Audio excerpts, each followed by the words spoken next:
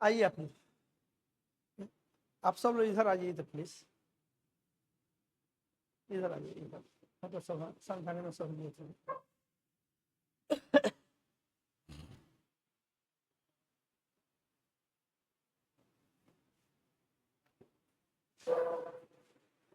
ठीक है, तो ये जो है हम लोग अभी जो बात करने चल रहे हैं वेक्टर प्रोडक्ट के बारे में। वेक्टर प्रोडक्ट पे एक लेक्चर हो चुका है जिसमें वेक्टर प्रोडक्ट या क्रॉस प्रोडक्ट के डिफिनीशन पे चर्चा हुआ है। अब हम लोग उसके आगे का चीज देखेंगे, स्पेशल केसेज वगैरह कुछ देखेंगे, और उसके बाद उसका प्रॉपर्टीज देखेंगे और कुछ इंपॉर्टेंट रिजल्ट्स देखेंगे। ठीक है, तो कल वाला जो क्लास है, इसके पीछे वाला जो वीडियो है, उसका जो देखिए, उसका जो कंटेंट था यहाँ पे है, आप लोग को बताया गया है ऑलरेडी। ए क्रॉस बी बराबर ए बी साइन थीटा, पहले वाला वीडियो में रिकॉर्डेड है। ए क्रॉस बी का डिफिनीशन था, ये लाइन ही मैथमेटिकल डिफिनीशन है vector A cross vector B का। Vector A cross vector B बराबर ए का मैग्नीट्यूड इंटू बी का magnitude into A and B के बीच के स्मॉलर कोण का साइन मल्टीप्लाइड बाई ये यूनिट वेक्टर एन कैप, इतना है। ओके, एन कैप के बारे में बोले थे कि एन कैप जो है, इसको फिर कंटिन्यू कर दे रहे हैं कि आप लोग के लिए बोला जा गया है। एक मिनट के लिए देख लीजिए कि दो वेक्टर हैं ये ऐसे, एक वेक्टर ए है आपका,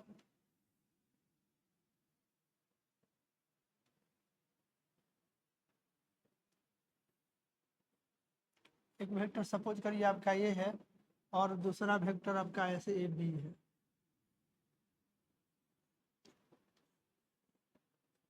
और दूसरा वेक्टर जो है आपका ये बी है, और दोनों के बीच का जो कोण है, एक कोण आपका ए थीटा है। ठीक है, ये दोनों ए एंड बी के बीच का स्मॉलर एंगल है। डिफिनीशन में स्मॉलर एंगल का ही चर्चा करना है। ए एंड बी के बीच का ये वाला जो होता है, ये आपका लार्जर एंगल होता है। थोड़ा सा पीछे से आ जा रहे हैं ताकि सब बात दिमाग में चढ़ जाए आप लोग के। ए है बी है, दोनों के बीच का एंगल ये थीटा है, ये लार्जर एंगल है, 180 से ज़्यादा होगा, इसको नहीं लेना है। ये वाला को आप लोग को, चाहे ये वाला आपको नहीं कंसिडर करना है, ये वाला। ठीक है, इसको हटा ही दे रहे हैं, आप ऐसे समझिए, तो हटा दिए। ए एंड बी के बीच का स्मॉलर एंगल लेना है। Vector A cross vector B के परिभाषा में ए स्मॉलर एंगल ही यूज किया जाता है। और इसका जो मैथमेटिकल डिफिनीशन था ऐसे था, ए क्रॉस बी इक्वल टू, यहाँ था ए का मैग्नीट्यूड मल्टीप्लाइड बाई बी का मैग्नीट्यूड, और मल्टीप्लाइड बाई दोनों वेक्टर के बीच का जो स्मॉलर एंगल है, उस स्मॉलर एंगल का साइन, एंड मल्टीप्लाइड बाई ये यूनिट वेक्टर एन कैप। फिर आप जान रहे हैं कि ए क्रॉस बी का जो मैग्नीट्यूड होगा, ए क्रॉस बी का जो मैग्नीट्यूड होगा, ए इक्वल टू ए का मैग्नीट्यूड इंटू बी का मैग्नीट्यूड इंटू ए साइन थीटा हो जाएगा, एन कैप का मैग्नीट्यूड 1 होगा। ठीक है, इसमें बोले क्या थे कि आप ऐसे समझो,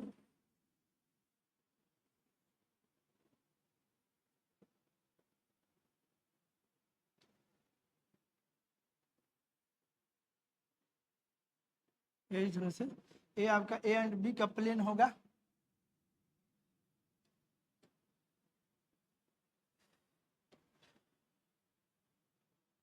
मान लीजिए ए आपका ए एंड बी का प्लेन है ऐसे, ए एंड बी का प्लेन है, तो ए क्रॉस बी जो होता है ए एंड बी के प्लेन के परपेंडिकुलर होता है। और परपेंडिकुलर में उसका सेंस जो है, या राइट हैंड थंब रूल से या राइट हैंड स्क्रू रूल से निकाला जाता है। तो ए एंड बी के प्लेन के परपेंडिकुलर, एक राइट हैंड को मान लीजिए ऐसे रखे, ऐसे ए एंड बी के प्लेन के परपेंडिकुलर, एक मैंने राइट हैंड थंब रूल इस्तेमाल करने चल रहे हैं, तो ऐसे अंगूठा को खड़ा करके इसके प्लेन के लंबवत रखना है, एंड ए से बी को स्मॉलर एंगल से घुमाने पे ऐसे ये जिधर जाएगा उसी दिशा में एन कैप होगा, या उसी दिशा में ए क्रॉस बी होगा। इसको तरह तरह से समझाए थे, इसके पीछे वाले लेक्चर में इस पर बहुत काम हो चुका है, उसको आप लोग देख लीजिएगा। ठीक है, तो इसमें आपको चूंकि देखिए ये थोड़ा सा ऐसे है, ये ढंग से बना हुआ फिगर में। ठीक है, तो ए एंड बी के प्लेन के परपेंडिकुलर आप ऐसे समझिए, ये ऐसे, अगर ये दोनों ए एंड बी के प्लेन में है तब तो ए क्रॉस बी इसके प्लेन के परपेंडिकुलर बाहर की ओर होगा, बी क्रॉस ए प्लेन के परपेंडिकुलर अंदर की ओर होगा। समझ गया कि नहीं? और अभी जैसा फिगर बनाए हैं इसको आप कुछ ऐसे ऐसे दिखाए हैं, आप कुछ ऐसे समझें तो ये ऐसे है, ए से बी को घुमाइएगा तो ये ऐसे है। अब इसी बात को बोर्ड के प्लेन में हम ऐसे दिखाए हुए हैं, ये वो जो डायरेक्शन आपको जो दिखाई दे रहा है ये इसी डायरेक्शन में हमारा vector A cross vector B होता है और इसी डायरेक्शन में हमारा ये एन कैप होता है। इस यहाँ पर भी दिखा सकते हैं, ऐसे आपका एन कैप है, एन कैप है जो ए एंड बी के प्लेन के परपेंडिकुलर है और उधर ही ए क्रॉस बी होगा, ए एंड बी के प्लेन के परपेंडिकुलर होगा। प्रकृति में बहुत सारी ऐसी घटनाएं हैं जिनमें ये मैथमेटिक्स एप्लीकेबल है। देखिए हम लोग जो ए क्रॉस बी बनाए हुए हैं या ए डॉट बी बनाए हुए हैं ये हम लोग किसी शौक से नहीं बनाए हुए हैं, इसको किसी प्राकृतिक घटना में नेचुरल फिनोमेना में जो गणित अप्लीकेबल होता है उसमें फिट होने वाला ये गणित है, डायरेक्ट ए क्रॉस बी उसमें जाके फिट होगा। जैसे आपको एग्जांपल देते हैं कि हम लोग पैंट सिलवाते हैं तो पैंट में 2 लेग की व्यवस्था करते हैं, तो 2 लेग की व्यवस्था हम लोग ऐसे ही नहीं किए हैं। इस पैंट को जाकर के जहाँ पर फिट होना है उसमें 2 लेग की जरूरत है, तब ये 2 बनाए हुए।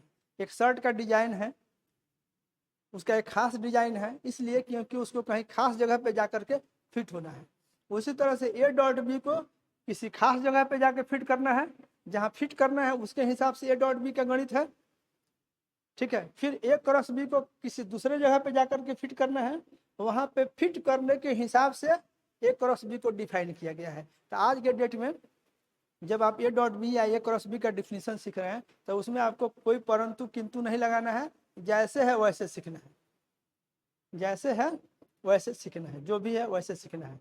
ओके, जैसे है वैसे सीखना है, बस आपको सीख लेना है। जो डिफिनीशन कहता है उसके हिसाब से आपको करते हुए आगे बढ़ते जाना है और जब इसका जरूरत पड़ेगा तो वहाँ इसी तरह के गणित की जरूरत है।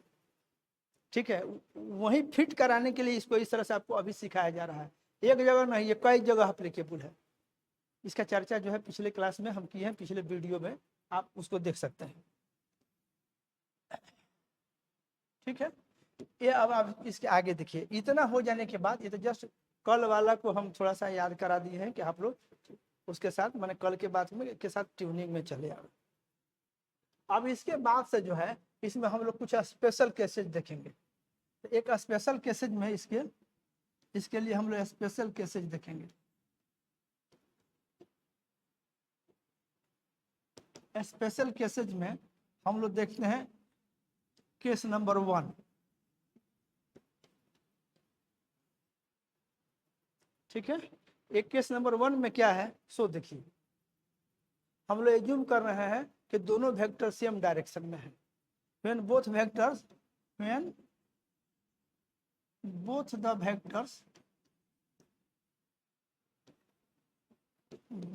vectors are in same direction, दोनों सेम डायरेक्शन में है।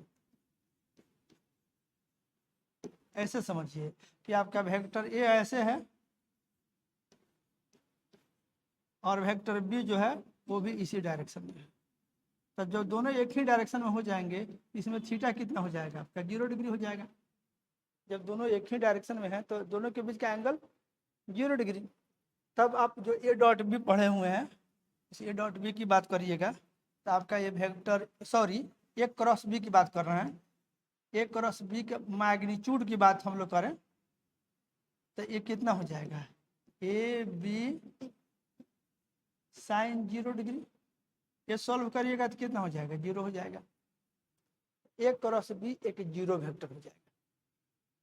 ठीक है, 0 वेक्टर के बारे में हम लोग बोलते हैं एक ऐसा वेक्टर जिसका मैग्नीट्यूड 0 हो और जिसका डायरेक्शन आर्बिट्रेरी हो, ऐच्छिक हो, जिधर लेना है उधर लीजिए, वो आपकी मर्जी है, लेकिन मैग्नीट्यूड उसका 0 है। मैथमेटिकल कंसिस्टेंसी के लिए हम लोग 0 वेक्टर को परिभाषित किए हैं, लेकिन फिजिक्स में अगर कोई वेक्टर फिजिकली अगर वो 0 हो गया किसी वेक्टर का मैग्नीट्यूड, इसका मतलब क्या हो, ऐसा कुछ नहीं है, वो 0 हो गया। लेकिन मैथमेटिकल कंसिस्टेंसी को बनाए रखने के लिए हम लोग जीरो वेक्टर का डेफिनेशन डेवलप किए हुए हैं। तो ए क्रॉस बी का मैग्नीट्यूड हमारा जीरो हो गया। कब? जब दोनों सेम डायरेक्शन में है। इसी तरह से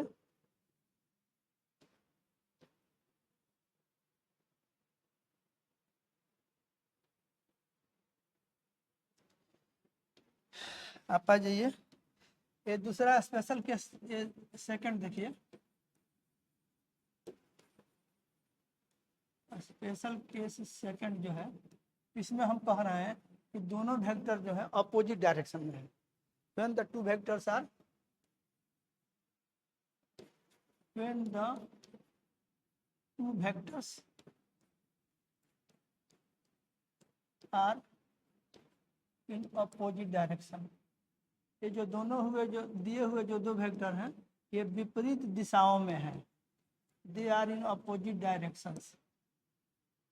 ठीक है, तो अपोजिट डायरेक्शन का मतलब हुआ कि एक वेक्टर अगर आपका ऐसे है, इसको हम वेक्टर ए बोलें, तो जो दूसरा वेक्टर है इसके जस्ट अपोजिट है, ये ऐसे है, वेक्टर बी ऐसे, ये एंगल कितना हो जाएगा? 180 डिग्री होगा ना, 90 एंड 90।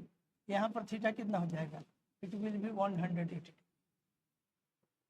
समझ गया?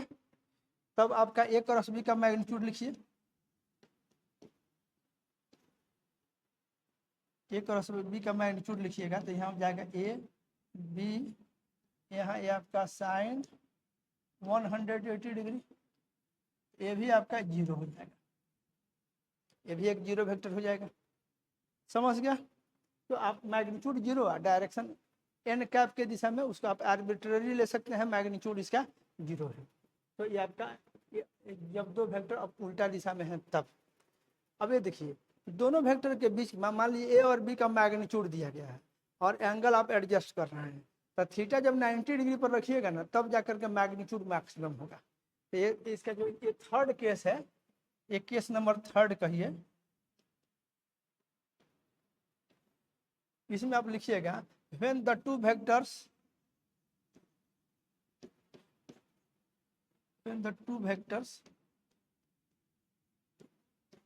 are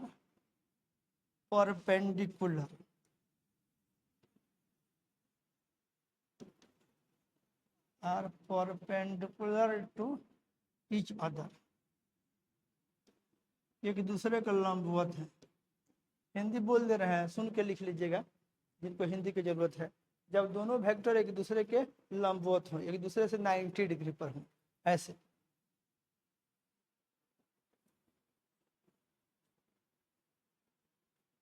एक वेक्टर आपका ए समझिए और दूसरा वेक्टर आपका बी है, और दोनों के बीच का जो एंगल थीटा है ये आपका 90 डिग्री। ठीक है, तो अब जब इस केस की बात करिएगा तो देखिए, आप ए क्रॉस बी का मैग्नीट्यूड इसमें निकालिए, तो इतना बराबर हो जाएगा ए बी, इधर हो जाएगा साइन 90 डिग्री। ये आपका मल्टीप्लाई होकर के, आप जानते हैं साइन 90 डिग्री 1, साइन 90 डिग्री 1, इसलिए ए क्रॉस बी का मैग्नीट्यूड यहाँ आ जाएगा इतना। समझ गया? तो ए क्रॉस बी का मैग्नीट्यूड सिंपली ए का मैग्नीट्यूड मल्टीप्लाइड बाई बी का मैग्नीट्यूड। और वैसे ये वेक्टर है, ठीक है कि नहीं? अगर पूरा लिखना होता ना, अगर ऐसे लिखते तो ये कुछ ऐसे आता पूरा। अगर ए क्रॉस बी लिखते तो यहाँ पे ए बी और यहाँ पे एक यूनिट वेक्टर एन कैप आता, ये उसका मैग्नीट्यूड होता ए क्रॉस बी का, एन कैप डायरेक्शन होता है। जैसे इस फिगर में ए एंड बी अगर बोर्ड के प्लेन में है, तो आपका ए क्रॉस बी बोर्ड के प्लेन के परपेंडिकुलर ऐसे होगा। एस बी को स्मॉलर एंगल से राइट हैंड, ये राइट हैंड स्क्रू को जब घुमाइएगा ऐसे, तो ऐसे जाएगा। आप इस फिगर में ऐसे भी दिखा सकते हैं, ए क्रॉस बी ऐसे दिखा सकते हैं, ये ऐसे जो है इसको नीचे करके दिखा दिए। समझ गया कि नहीं? ये हमारे दिखाने के ऊपर है, ए एंड बी के प्लेन के परपेंडिकुलर है। ओके, ये आप समझ गए। ये 3 स्पेशल केसेस आपके सामने हैं।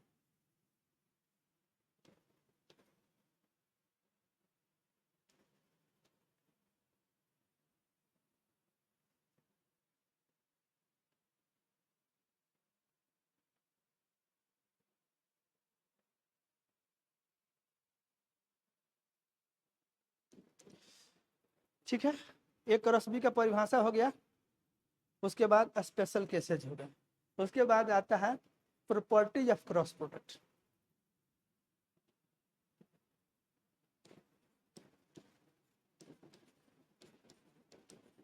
प्रॉपर्टीज ऑफ क्रॉस प्रोडक्ट और वेक्टर प्रोडक्ट। क्रॉस प्रोडक्ट के गुण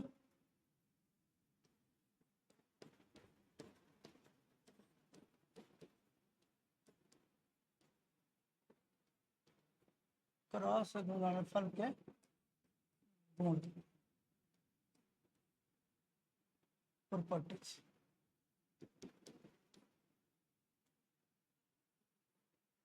तो इसका पहला है कि क्रॉस प्रोडक्ट जो है ये कम्यूटेटिव लॉ का पालन नहीं करता, it does not obey commutative law. ठीक है, इट ये जो है इसका प्रॉपर्टी में 1 नंबर में लिखिए, वेक्टर प्रोडक्ट और क्रॉस प्रोडक्ट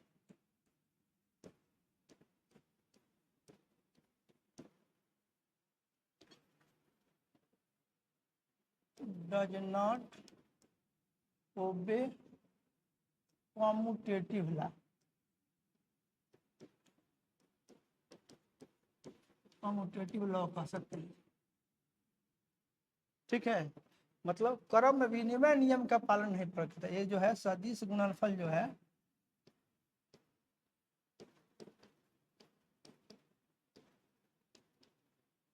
सदिश गुणनफल, थोड़ा हिंदी लिख दे रहे हैं या कहीं कहीं हिंदी की जरूरत है, कहीं कहीं बीच में जरूरत है।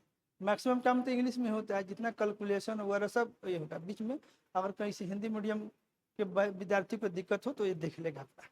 तो क्या बोले, तो सदिश गुणनफल या क्रॉस गुणनफल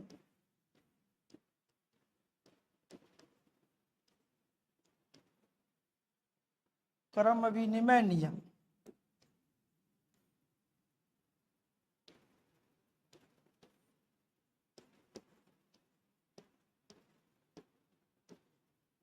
क्रम विनिमय नियम का पालन नहीं करता है।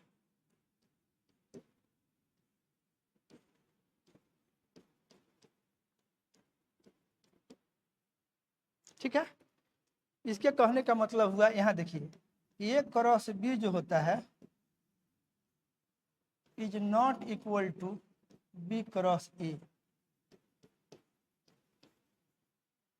A cross B cross A के बराबर नहीं होगा, ये समझिए। अगर आप ऐसे बात करिएगा, हम लोग 2 वेक्टर बनाए यहाँ,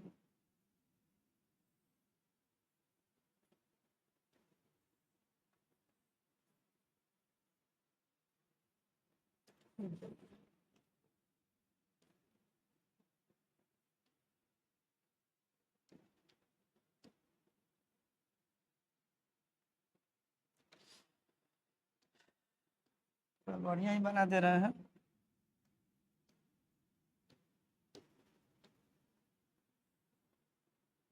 एक वेक्टर ये हुआ,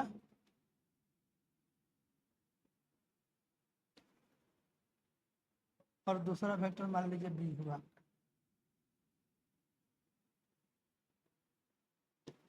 एक वेक्टर ए है एंड दूसरा वेक्टर ये बी है। अब ये दोनों के बीच का एंगल ए थीटा है। आप एक ऐसे पैरेललोग्राम बना सकते हैं, मान लीजिए पैरेललोग्राम है, क्या अच्छा नहीं बना?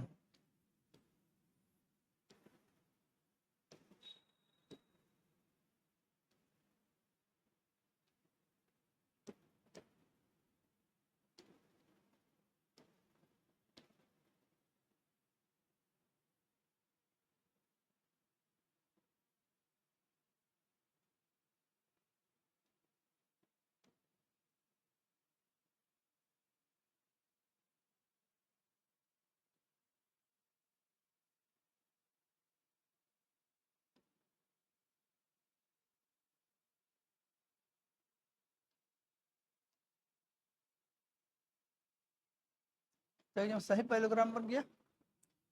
आप ये देखो, अगर ए क्रॉस बी की बात करोगे, ये इसका प्लेन होगा,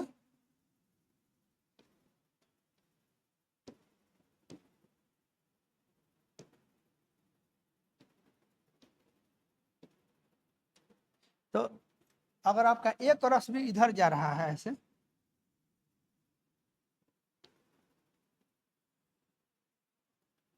ए क्रॉस बी ऐसे आ रहा है, तो आपका बी क्रॉस ए ऐसे होगा।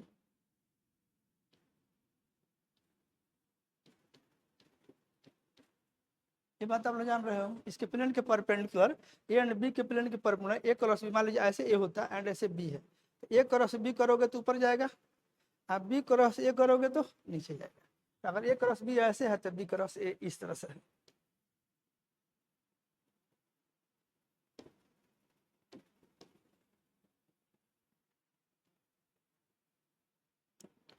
इसमें देखो, अगर ए क्रॉस बी का मैग्नीट्यूड लिखोगे ना, डायरेक्शन तो उल्टा हो गया, ए क्रॉस बी का मैग्नीट्यूड लिखते हो तो ये आएगा ए बी, और दोनों के बीच का स्मॉलर एंगल थीटा है, तो यहाँ पर साइन थीटा होगा।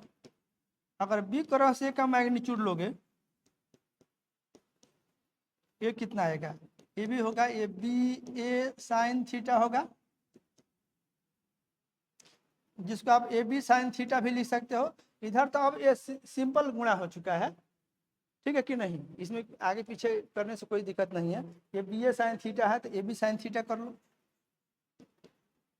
अब ये दोनों का मैग्नीट्यूड बराबर है, यहाँ देखो, ये ए क्रॉस बी का जो मैग्नीट्यूड है ये बराबर है बी क्रॉस ए के मैग्नीट्यूड के।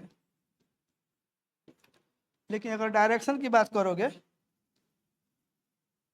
अगर डायरेक्शन की बात करोगे तो उल्टा है।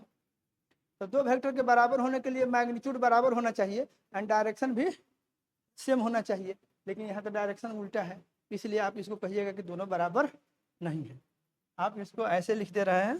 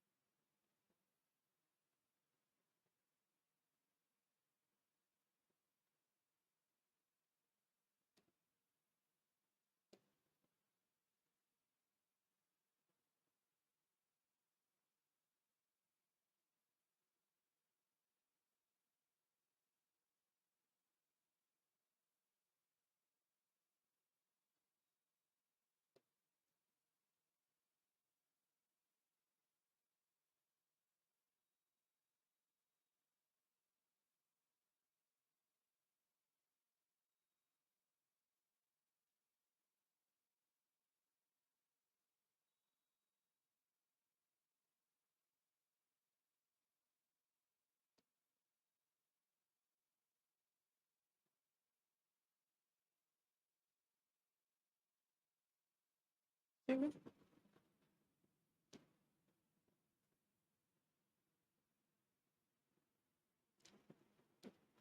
आप यहाँ देखो एक बार,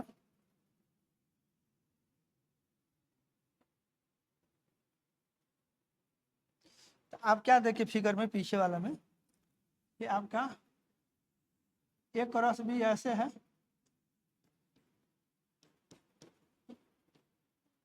आप बी क्रॉस ए ऐसे है, इसी के उल्टा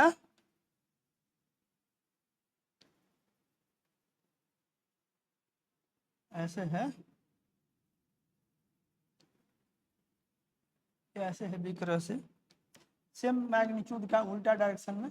ये बी क्रॉस ए आपका ऐसे है नीचे है, ए क्रॉस बी आपका ऊपर। तो देखिए मैग्नीट्यूड की जहाँ तक बात है, तो इसका मैग्नीट्यूड अगर x है तो इसका मैग्नीट्यूड भी x है। आप अभी देखे हैं पीछे वाला, आप जो अभी आप लोग देखे हैं, ए क्रॉस बी का मैग्नीट्यूड बराबर है बी क्रॉस ए का मैग्नीट्यूड के। ये सब मान लीजिए x है, सब इतना इक्वल टू x मान लेना है।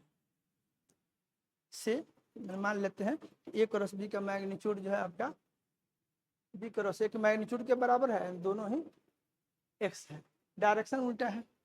अब आप देखिए एक चीज और आप पढ़े हैं कि किसी वेक्टर में अगर माइनस साइन से गुणा कर दिया जाए तो उसका डायरेक्शन बदल जाता है। किसी भी, जैसे अगर कोई वेक्टर ए होता है और उसमें माइनस ए जो होता है ए का डायरेक्शन के उल्टा होता है, मैग्नीट्यूड में ए के बराबर होता है। तो उसी हिसाब से अगर आपका ये बी क्रॉस ये नीचे है, इसमें माइनस से गुणा कर दीजिए। देखिए अगर आप माइनस बी क्रॉस ए की बात करिएगा, माइनस बी क्रॉस ए की बात करिएगा तो क्या हो जाएगा, यहाँ देखिए इस तरह से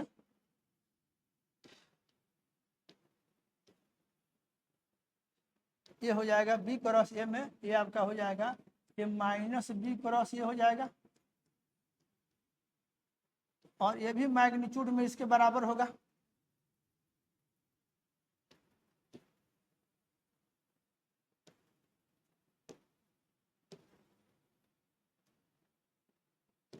ये B minus B cross A जो होगा ये पूरा आपको मन कर ऐसे कर लीजिए, रुकिए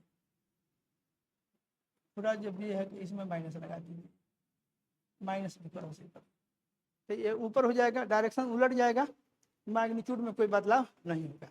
अगर बी क्रॉस ए का मैग्नीट्यूड एक्स है तो माइनस बी क्रॉस ए का मैग्नीट्यूड भी एक्स होगा। अब आप इसको और इसको देखिए, यहाँ देखिए एंड यहाँ देखिए, ये दोनों मैग्नीट्यूड में बराबर हैं एंड डायरेक्शन में भी सेम है।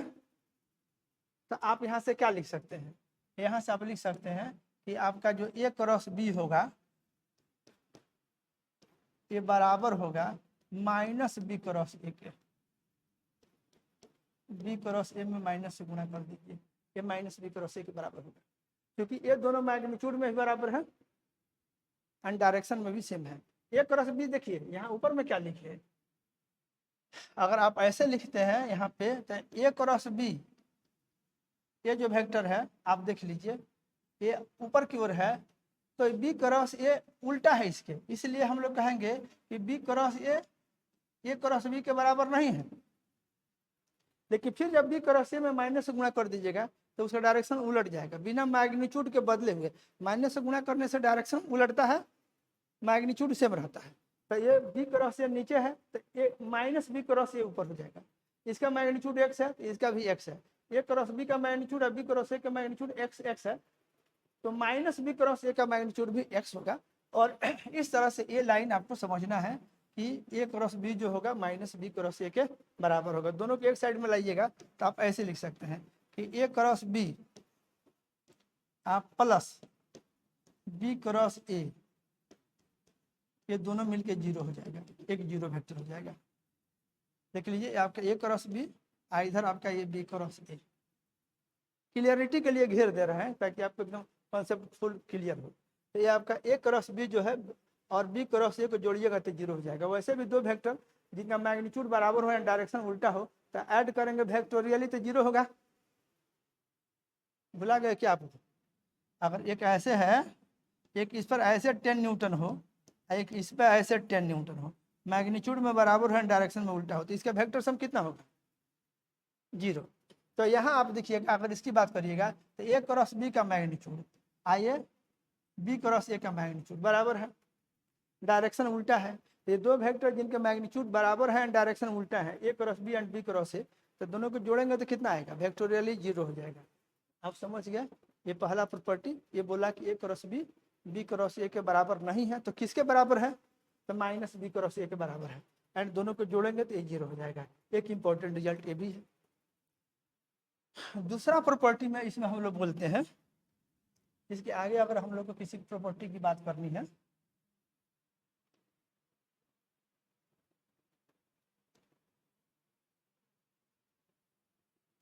यहाँ देखिए इसका नेक्स्ट देखिए हम लोग क्या बोल रहे हैं कि ये जो है डिस्ट्रीब्यूटिव लॉ को ओबे करता है provided order of terms are maintain, बशर्ते पदों के क्रम को मेंटेन किया जाए, बरकरार रखा जाए, ऑर्डर को मेंटेन करके रखा जाए। इस बात को समझिए। इसमें हम लोग बोलते हैं क्या,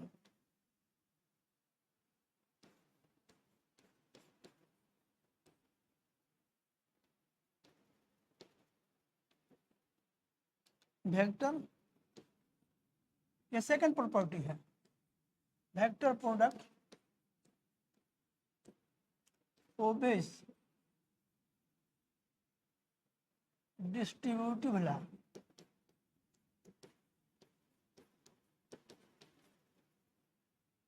लॉ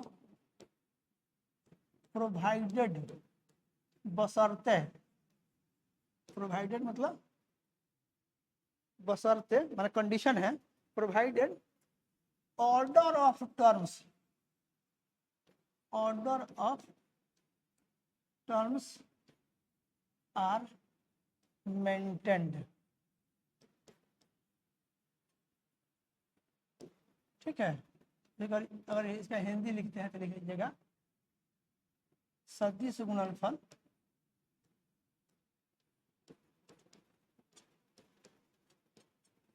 हम चाह रहे हैं कि कोई भी बात जो है छोटी छोटी अंग्रेजी की के शब्दों को लेकर के आप लटक न जाए। ठीक है, इसलिए हिंदी भी इसमें डाल दे रहा है। ठीक है, ये कहता है सदिश गुणनफल वितरण नियम का पालन करता है, वितरण नियम का पालन करता है।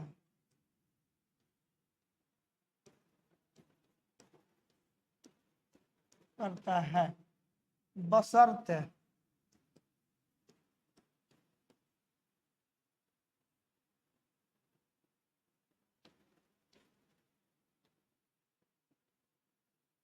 बशर्ते पदों के क्रम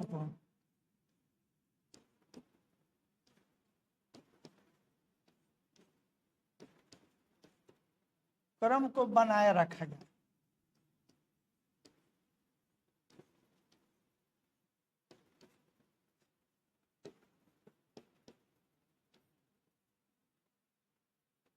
पदों के क्रम को बनाए रखा जाए। नहीं समझे? ऑर्डर को बनाए रखिए, जो पहले है सो पहले, जो बाद में है सो बाद में। इसको कुछ ऐसे समझिए, जैसे हम लिखते हैं वेक्टर ए, यहाँ लिखते हैं क्रॉस, यहाँ लिखते हैं वेक्टर बी प्लस सी, चाहे बी माइनस सी जो हो। तो यहाँ देखिए, ये यहाँ पर ए क्रॉस बी प्लस सी है, ए क्रॉस बी प्लस सी है। समझ गए कि नहीं? ये आपका ए क्रॉस बी प्लस सी है। तो देखिए क्रॉस चिन्ह के पहले वेक्टर ये है, क्रॉस के बाद बी एंड सी है। बी एंड सी का जो यहाँ पर ये प्लस हमारा माने नहीं रखता है, आप इसको बी प्लस सी चाहे सी प्लस बी रख दीजिए, बीच में तो प्लस है। वेक्टर एडिशन क्रम विनिमय नियम का पालन करता है, तो बी प्लस सी लिखिए चाहे सी प्लस बी रखिए। जब एक का क्रॉस होगा इस बी प्लस सी से, तो क्रॉस के बाद जो वेक्टर बी एंड सी है, जब ए बी पर डिस्ट्रीब्यूट होगा एंड ए सी पर डिस्ट्रीब्यूट होगा, तो जो क्रॉस के बाद वाले वेक्टर हैं उनको बाद में रहना चाहिए, और जो क्रॉस के पहले वाला है वो उसको पहले रहना चाहिए। ए को बाद में नहीं करिएगा, और बी और सी को पहले नहीं करिएगा, तब डिस्ट्रीब्यूटिव लॉ इसमें अप्लीकेबल हो जाएगा। आप इतना जो किए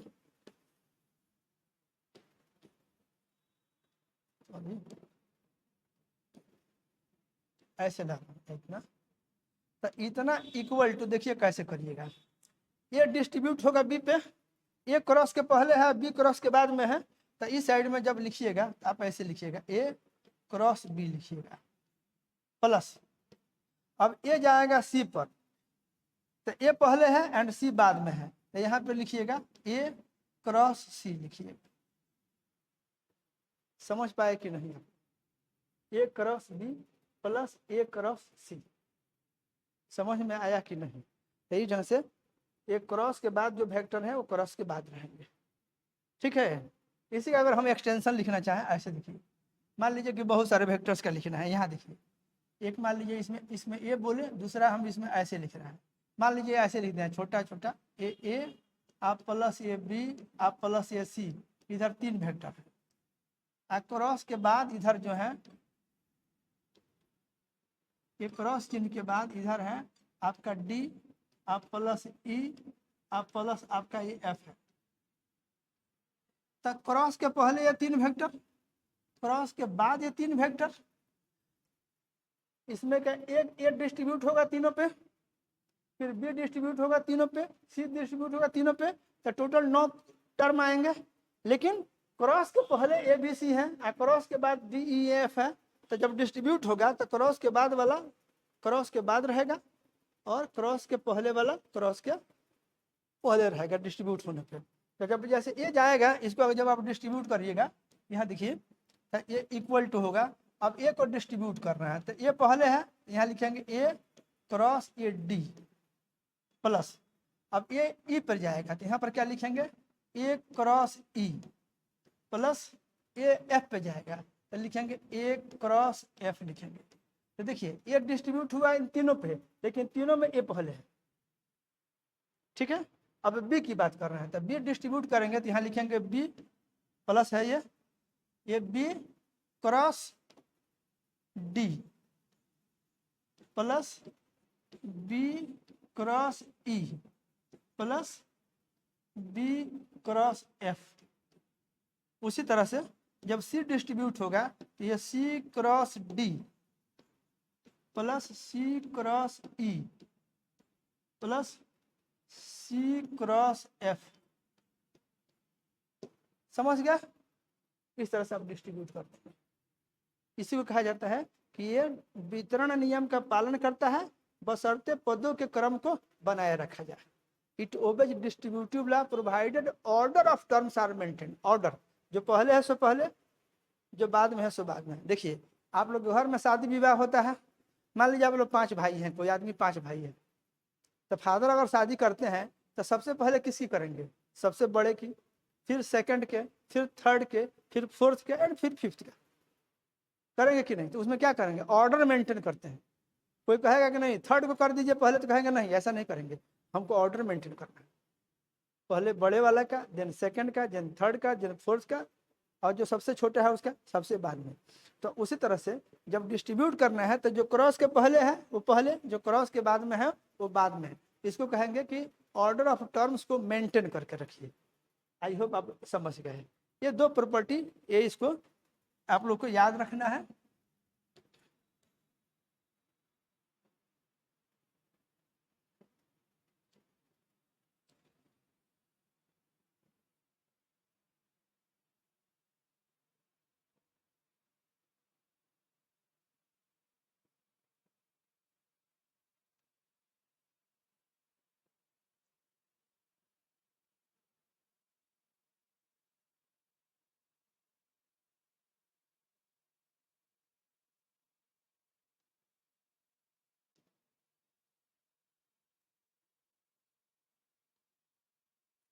फिर देखिए ये हो गया क्लियर। तो ये हो गया इसके 2 property, special cases and definition, इतना हो चुका है। अब इसके बाद हम लोग जो हैं सम इम्पोर्टेंट रिजल्ट्स की चर्चा करेंगे जो बहुत ही इंपॉर्टेंट है, ठीक है। इसमें देखिए हम बात करने चल रहे हैं सम इम्पोर्टेंट रिजल्ट्स। क्यों ठीक है? आप लोग बताए नहीं ना, चलेगा ना? सम इम्पोर्टेंट रिजल्ट्स, इस रिजल्ट्स को आप यूज करिएगा प्रॉब्लम सॉल्विंग में, ठीक है कि नहीं? तो आप प्रॉब्लम सॉल्विंग के समय इस रिजल्ट को याद रखिएगा। इंपॉर्टेंट रिजल्ट, कुछ महत्वपूर्ण परिणाम, क्या कहिएगा इसको? कुछ महत्वपूर्ण, बिल्कुल आईएससी के बच्चा के लिए लिख रहा है, कुछ महत्वपूर्ण परिणाम। रिजल्ट को परिणाम बोलते हैं, अब मैग्नीट्यूड को परिमाण बोलते हैं। कुछ महत्वपूर्ण परिणाम रिजल्ट। तो इसमें देखिए ये पहला हम आपको लिखने चल रहे हैं कि आप ऐसे लिखिए, vector A cross vector A करिएगा तो ये आपको 0 हो जाएगा। वेक्टर ए क्रॉस वेक्टर ये आपको 0 होगा। बहुत इंपॉर्टेंट रिजल्ट है। आप इसको बड़ा लेटर लिखिए चाहे छोटा लेटर लिखिए, आपको जो मन करे आप ऐसे भी लिखिए। ये vector A cross vector A लिखिएगा, आपका ये 0। सोच रहे होगा कैसे? तो दोनों वेक्टर ये हैं तो दोनों सेम मैग्नीट्यूड सेम डायरेक्शन। तो एक वेक्टर आपका ऐसे हुआ, मान लीजिए ए है, ये वेक्टर ए है,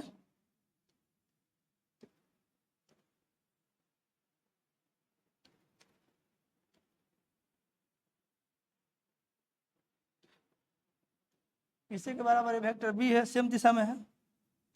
ए वेक्टर बी है, तो दोनों के बीच का, सॉरी दोनों ही ना ये है, यहाँ पर हम लोग क्या बोल रहे हैं,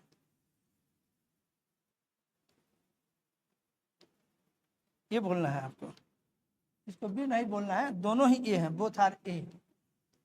तब अगर दोनों ए है इसका मतलब है दोनों सेम दिशा, दोनों ही ए है भाई, तो दिशा तो सेम, दोनों का मैग्नीट्यूड भी सेम, तो दोनों का डायरेक्शन सेम है, तो थीटा कितना हो जाएगा 0 डिग्री।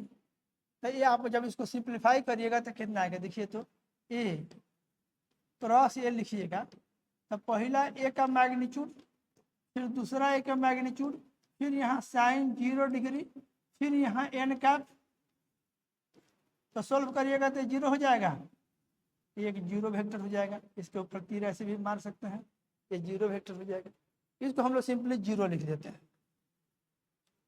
समझ गए कि नहीं, ए क्रॉस ए कितना हो जाएगा 0, बी क्रॉस बी कितना हो जाएगा 0, सी क्रॉस सी कितना हो जाएगा 0, आई क्रॉस आई कितना हो जाएगा 0, के क्रॉस के कितना हो जाएगा 0। सबके लिए एप्लीकेबल है, इसीलिए एक बार सिखा दिए कि ए क्रॉस ए कितना हो गया 0, दोनों ही ए है तो एंगल 0 होगा, साइन 0 0 होगा, तो पूरा 0 वेक्टर हो जाएगा। अब सेम पैटर्न से अगर काम करिएगा ये कैसे, जैसे मान लीजिए आप ये जान गए, ए आपका बूझिए ए का एक आई, एक नंबर, फिर इसका 2 नंबर देखिए ए में, ये देखिए तो अगर आप लिखते हैं आई क्रॉस आई, तो जब ए क्रॉस से 0 हुआ तो सेम नियम से आई क्रॉस आई भी 0 होगा। आप लोग को याद होगा आई जे के की कहानी,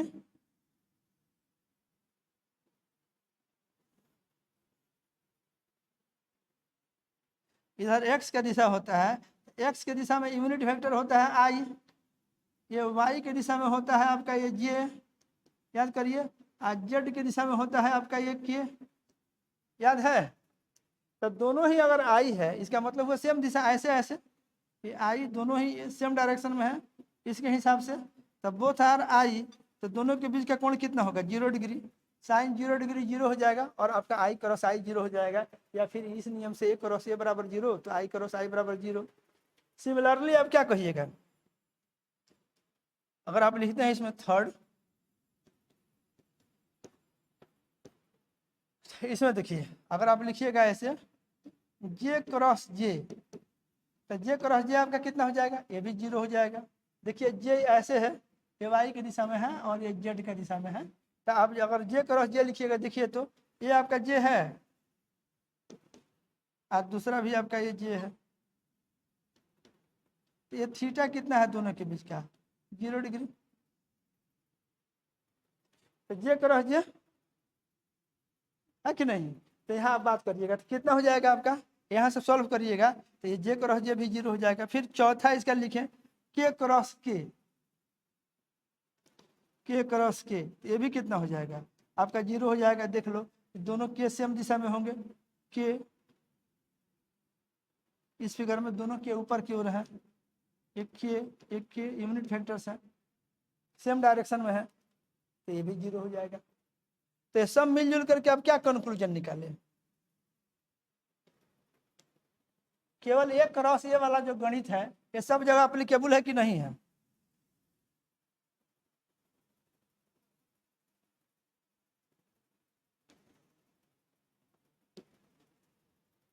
ठीक है। अब इसका जो दूसरा पार्ट है सो देखिए, ये बड़ा इंटरेस्टिंग है। अगला देखिए, आप आई क्रॉस जे करिए, आई क्रॉस जे, आई क्रॉस जे, तो आपका आई क्रॉस जे कितना होता है के, आपको याद करना पड़ेगा, ठीक है। उसको हम समझा भी देते हैं। देखिए आई क्रॉस जे आप लिखिएगा तो ये आपको के हो जाएगा, आप जे क्रॉस के लिखिएगा तो जे क्रॉस के आपका ये आई हो जाएगा, और के क्रॉस आई लिखिएगा तो ये आपका ये जे हो जाएगा। ऐसे इसको याद कर के रखना है, समझा रहे हैं इसका डिटेल, मतलब रिजल्ट आप आई क्रॉस जे के, जे क्रॉस के आई, के क्रॉस आई, इसको याद रखने के लिए आप ऐसे सर्किल बना लीजिए। इस पर मान लीजिए आप लिख दिया आई, देन ये जे, देन एक के, ऐसे लिख दीजिए साइक्लिक ऑर्डर में। तो देखिए आई से जे की ओर, जे से के की ओर, या के से आई की ओर जा रहे हैं, ये साइक्लिक ऑर्डर में है, चक्रीय क्रम में है, नहीं समझे? तो याद कर लीजिए, अगर आई से जे की ओर जाइएगा, ये अगर इस चक्रीय ऑर्डर में ये जो जिधर तीर का निशान हम मारे हुए हैं, आई से जे से के से आई, याद करने के लिए, तो आई से जे की ओर जाइएगा तो आपका के हो जाएगा। अगला इस दोनों का क्या करिएगा, दो लगातार वाला को जब करिएगा, आई से जे की ओर जाइएगा, तो आई से जे की ओर जाइएगा तो साइक्लिक ऑर्डर में गए तो वो आपका हो जाएगा के। फिर अगर जे से के की ओर गए, जे से के की ओर गए इस साइक्लिक ऑर्डर में, तो आपका हो जाएगा जे क्रॉस के करिएगा तो आई। अगला दो का क्रॉस कर रहे हैं तो अगला हो जा रहा है, के से आई को जाइएगा, के क्रॉस आई करिएगा तो आपका जे हो जाएगा। समझ गया कि नहीं? तो आई जे के दिमाग में बैठा लीजिए, आई जे के आई, आई जे के आई, तो आई से के, जे से आई, के से आई जे, नहीं याद हो जाएगा? आई से जे से के आई, के से के क्रॉस आई जे, आई सी का उल्टा क्रम कर दीजिएगा तो एक माइनस से गुणा हो जाता है। याद होगा आप लोग को, आप लोग को याद होगा कि ए क्रॉस बी बराबर होता है माइनस बी क्रॉस ए के, यानी अगर क्रम उल्टा दीजिएगा तो इधर माइनस से गुणा करना पड़ेगा, या इसको इधर लाके गुणा कर लीजिए, इसको इधर लाके गुणा करिएगा तो माइनस ए क्रॉस बी करिएगा तो ये इधर बी क्रॉस ए हो जाएगा। बोलिए ना। तो उसी इस फार्मूला से अगर आई क्रॉस जे आपका के होता है तो आप ऐसे जे क्रॉस आई लिखिएगा, जे क्रॉस आई करिएगा तो ये माइनस के हो जाएगा, के क्रॉस जे करिएगा, के क्रॉस जे करिएगा तो माइनस आई हो जाएगा, आई क्रॉस के करिएगा, ये आई क्रॉस के करिएगा तो ये माइनस जे हो जाएगा। और इसको देखिए रिजल्ट ऐसे याद करिए, जैसे आई से जे की ओर गए, इस तीर के डायरेक्शन में गए, एरो मार्क के डायरेक्शन में गए तो अगला, और जे से आई की ओर आ रहे हैं, मान लीजिए इधर जे है एंड इधर आई है, जे से आई की ओर जाइए, उल्टा क्रम में जाइए ऐसे। मान लीजिए आप ऐसे गए, जे क्रॉस आई कर रहे हैं तो जे से आई की ओर गए तो उल्टा गए, तो एक के ना लिख करके इस बार माइनस के लिखिएगा। के से जे की ओर गए, के से इस के से जे की ओर गए, गए तो उल्टा गए तो माइनस आई से के की ओर गए तो उल्टा गए तो माइनस जे। मेरा ख्याल है आप लोग बात को समझ रहे हैं। बोलिए, तो ये अपने दिमाग में बैठा लीजिए। समझ गया कि नहीं? ये याद रखने का तरीका हो गया, इस तरह से आप याद रख सकते हैं। एक मिनट,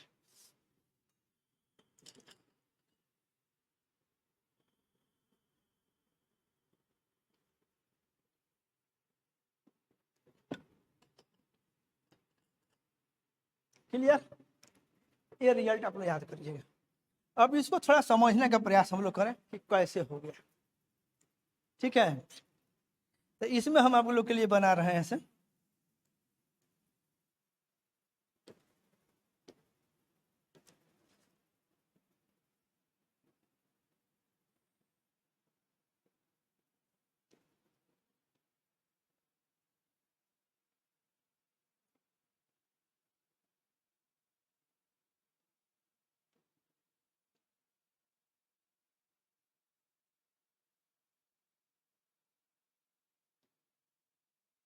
वीडियो बड़ा तो नहीं हो रहा है, कितना देर हो गया?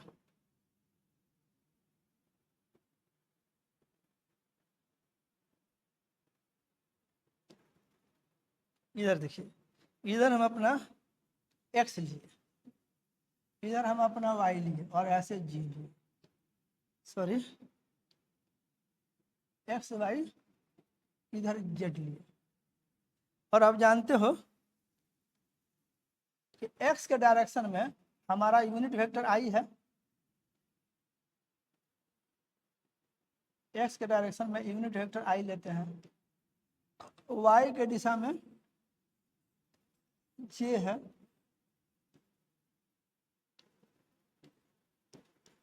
और ये जो जेड का दिशा है के, इधर आई है, इधर जे है, इधर के है।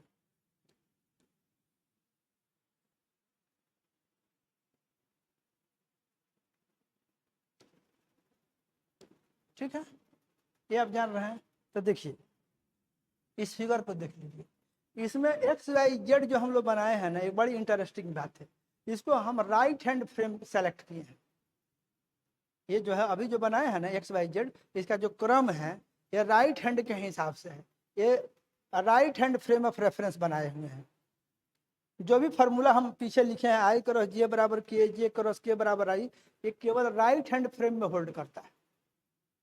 ये होल्ड करता है राइट हैंड, ये जो है ना इसको लिखते हैं, ये देखिए right hand frame of reference.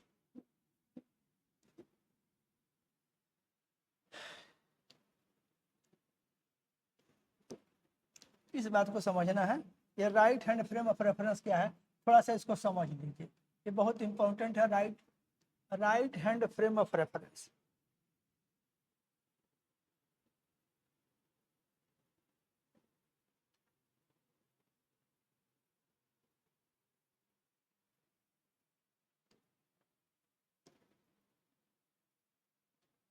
Right hand frame of reference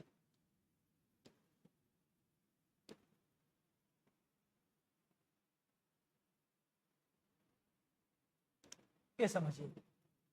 देखिए ये जो एक्स वाई जेड एक्सिस आप लेते हैं ना, ये जो एक्स वाई जेड एक्सिस लेते हैं, ये राइट हैंड के हिसाब से लेते हैं। देखिए X axis and Y axis, X और वाई का जो प्लेन होगा, एक्स और वाई का जो प्लेन होगा, तो एक्स से वाई की ओर एक दक्षिणवर्ती पेच को जब घुमाइएगा इस तरह से, एक्स से वाई को जब घुमाइएगा तो जिधर वो पेच एडवांस करेगा, अगर उसी दिशा में अपना जेड आप सेलेक्ट किए हैं, then it is right hand frame of reference.